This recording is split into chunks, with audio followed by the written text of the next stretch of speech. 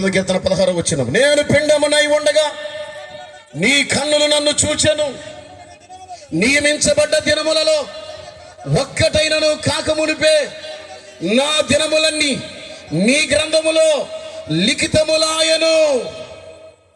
Hello, నువ్వు భూమి మీద పుట్టక ముందే, నీ తల్లి గర్భంలో పిండముగా రూపించబడక ముందే నువ్వు ఇక్కడ గణపురంలో పుట్టాలి, లేక చిలకలూరిపేటలో పుట్టాలి, లేక గుంటూరులో పుట్టాలి, లేక విజయవాడలో పుట్టాలని దేవుడు నిర్ణయించిన తరువాత నీకు కొంత ఆయుష్కాలాన్ని నియమించాడంట. కొంత ఆయుష్కాలం, అది 70 ఏళ్ళు కావచ్చు, 80 ఏళ్ళు కావచ్చు, లేక 90 ఏళ్ళు కావచ్చు. ఆయన చిత్తం నీకు కొంత ఆయుష్కాలాన్ని ఆయన నియమించాడు. బైబిల్లో మరి ప్రకటన గ్రంథంలో అంతటా జీవగ్రంథమును వేరొక గ్రంథమును విప్పబడెను, గ్రంథములు విప్పబడెను అని అంటాడు. నేను మరి చాలామంది అడిగా, ఏమండి పరలోకంలో ఉన్న గ్రంథం ఏంటంటే జీవగ్రంథం అండి అని చెప్పారు. కానీ జీవగ్రంథం ఒక్కటే కాదు, చాలా గ్రంథాలు పరలోకంలో ఉన్నాయి. అందుకే గ్రంథములు అని రాశాడు. జీవగ్రంథమును వేరొక గ్రంథమును విప్పబడెను అని ఉంది. నేను మీకు ఇదొక గ్రంథాన్ని చూపిస్తున్నా. ఇది ఏ గ్రంథం? ఒక మనిషి పుట్టగానే ఆ మనిషి పేరు మీద ఒక పుస్తకం రాసి దేవుడు పరలోకంలో పెడతాడంట. సపోజ్ యాకోబు అనేవాడు పుట్టాడు అనుకోండి, ఆ యాకోబు అనేవాడి పేరు మీద 80 ఏళ్ళు బతుకుతాడు అని వాడి పేరు మీద 80 సంవత్సరాలు రాసి పుస్తకం పెడతాడు పక్కన. ఆ 80 ఏళ్ళు వీడు ఏమి చేశాడో రేపు లెక్క చెప్పాలా. ఈ 80 ఏళ్ళు వీడు ఎక్కడ తిరిగాడో లెక్క చెప్పాలా. ఈ 80 ఏళ్ళు ఎవరితో మాట్లాడాడో లెక్క చెప్పాలా. ఈ 80 ఏళ్ళు వీడి కళ్ళతో ఏమేమి చూశాడో లెక్క చెప్పాలా. ఈ 80 ఏళ్ళు ఎవడెవడితో సహవాసం, ఎవడెవడిని పాడు చేశాడో, ఎవడెవడిని తన్నాడో, ఎవడి చేత తండించుకున్నాడో లెక్క చెప్పాలా. హలో, నన్ను అడిగేవాడు ఎవడు లేడు అనుకుంటున్నావా? విచ్చలవిడిగా బ్రతుకుతున్నావా? ఇష్టానుసారంగా బ్రతుకుతున్నావా? నన్ను అడిగేవాడు ఎవడు లేడులే.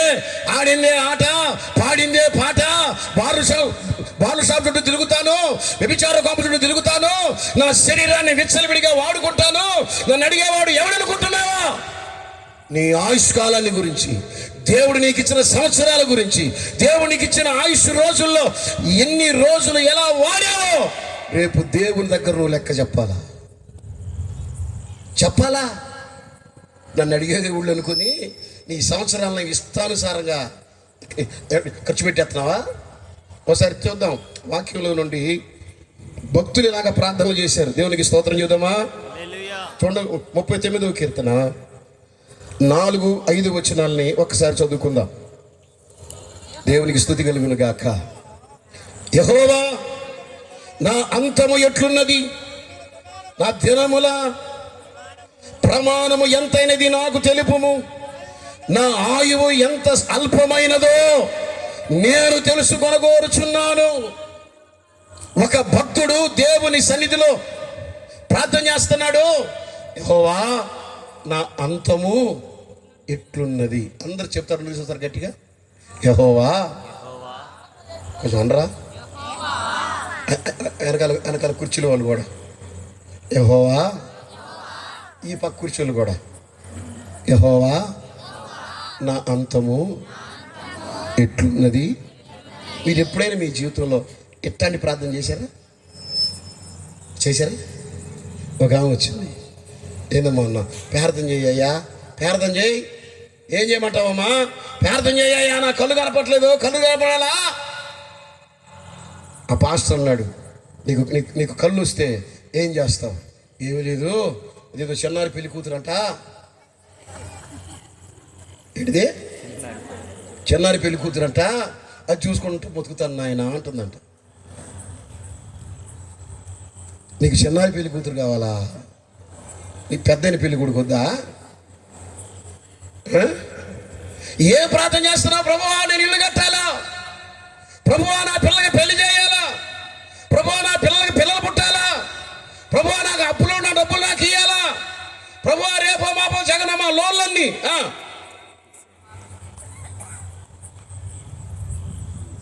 ఎప్పుడైనా ఎన్నడైనా మోకరించి ప్రభువా నా అంతం ఎట్లాగుందో నాకు చెప్పయ్యా, నేను నా జీవితాన్ని ఒక విశ్వాసిగానే ముగిస్తానా, ఒక ప్రార్థన పరుడుగానే ముగిస్తానా, ఒక రక్షణ పొందిన విశ్వాసిగానే ముగిస్తానా, దేవుని భయంతోనే ముగిస్తానా, లేక నిన్ను ప్రార్థన చేస్తా ముగిస్తానా, నీ సేవ చేస్తా ముగిస్తానా, కొన్ని ఆత్మలు సంపాదిస్తా ముగిస్తానా? అసలు నా ఎండింగ్ ఎలాగుందో చెప్పు. ఎవరైనా ఎప్పుడైనా అడిగారంటండి, అయ్యా నేను అట్ట చచ్చిపోతాను, విశ్వాసం ఉండే చచ్చిపోతానా, లేక అవిశ్వాసంలో చచ్చిపోతానా, నేను నమ్ముకునే చచ్చిపోతానా, నమ్ముకుండా చచ్చిపోతానా, ఒక నమ్ముకున్నా కానీ లోకంలో పడి చచ్చిపోతానా, లోకానికి వేరే చచ్చిపోతానా? అసలు నా అంత గట్టుంది ఒక్కసారి చెప్పయ్యా. నా జీవితము ఎలా రేపు ముగించిపోతుందో ఒక్కసారి చెప్పయ్యా. ఏమన్నా అట్లా ప్రార్థన చేశారా?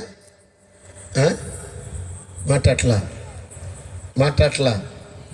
ఒక నా దగ్గరికి వచ్చింది, వచ్చి లాజర్ అన్న గారు మీరేనా? నేనేనమ్మా అన్న.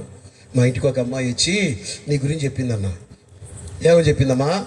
లాజర్ అన్న గారు ప్రార్థన చేస్తే దేవుడు కొన్ని సంగతులు బయలుపరుతాడని చెప్పింది. ఒక సంగతి చెప్తాను వచ్చాను అంది.